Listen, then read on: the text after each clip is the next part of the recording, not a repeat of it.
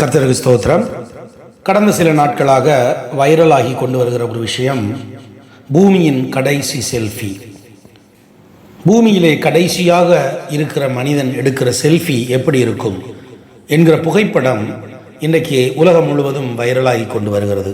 இது AI, artificial intelligence robot. அதனிடத்தில் கேட்கப்பட்ட கேள்விக்கு அது கொடுத்த பதில். கடைசி மனிதன் எடுக்கும் செல்ஃபி எப்படி இருக்கும் என்ற கேள்விக்கு அந்த ரோபோ கொடுத்த பதில்தான் இந்த புகைப்படம். ஆம் பிரியமானவர்களே, பரிசுத்த வேதாகமத்திலே வெளிப்படுத்தின விசேஷம் 6ஆம் அதிகாரத்திலே 6வது முத்திரையை பற்றி சொல்லப்பட்டிருக்கிறது.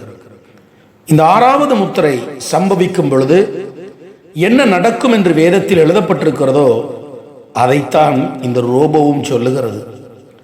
ஊழியர்கள் சொன்ன பொழுது கேட்காத உலகம் இன்றைக்கு ரோபோ சொல்லும் பொழுது பயங்கரமாக செவிசாய்த்து கேட்கிறது. பரிசுத்த வேதாகமம் 2000 ஆண்டுகளுக்கு முன்னமே எச்சரித்த வார்த்தை தான், வரப்போகிற உலகத்தின் முடிவு எப்படி இருக்கும் என்று. நீங்கள் வாசித்து பாருங்கள். வெளிப்படுத்தின விசேஷம் 6ஆம் அதிகாரம் 12ஆம் வசனத்தில் இருந்து, அவர் 6ஆம் முத்திரையை உடைக்க கண்டேன். இதோ பூமி மிகவும் அதிர்ந்தது, சூரியன் கருப்பு கம்பளியைப் போல கருத்தது, சந்திரன் இரத்தம் போல் ஆயிற்று. அத்திமரமானது பெருங்காற்றினால் அசைக்கப்படும் போது அதன் காய்கள் உதிர்கிறது போல வானத்தின் நட்சத்திரங்களும் பூமியிலே விழுந்தது. ஆம் பிரியமானவர்களே, இந்த செல்ஃபியிலே காட்டப்பட்டிருப்பது அதைத்தான்.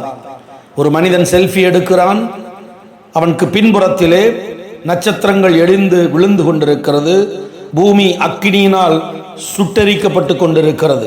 அத்திமரமானது பெருங்காற்றினால் அசைக்கப்படும் பொழுது அதன் காய்கள் உதிர்கிறது போல வானத்தின் நட்சத்திரங்களும் பூமியிலே விழுந்தது. வானமும் சுருட்டப்பட்ட புஸ்தகம் போல் ஆகி விலகி போயிற்று. மலைகள் தீவுகள் யாவும் தங்கள் இடங்களை விட்டு அகன்று போயின.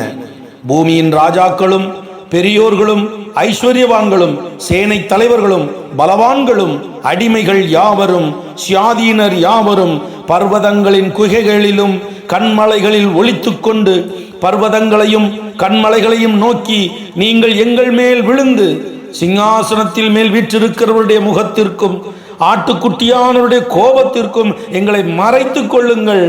அவருடைய கோபாக்கினையின் மகா நாள் வந்து விட்டது, யார் நிலை நிற்கக்கூடும் என்றார்கள்.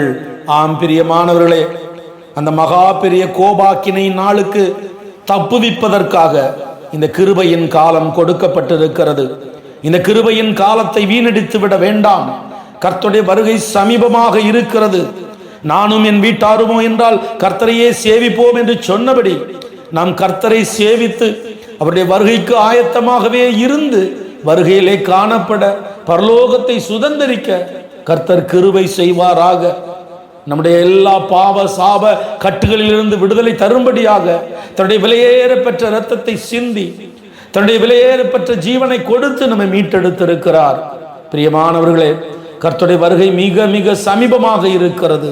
அவருடைய வருகைக்கு குடும்பம் குடும்பமாக ஆயத்தப்படுவோம். மாரநாதா, கர்த்தராகிய இயேசுவே சீக்கிரம் வாரும்.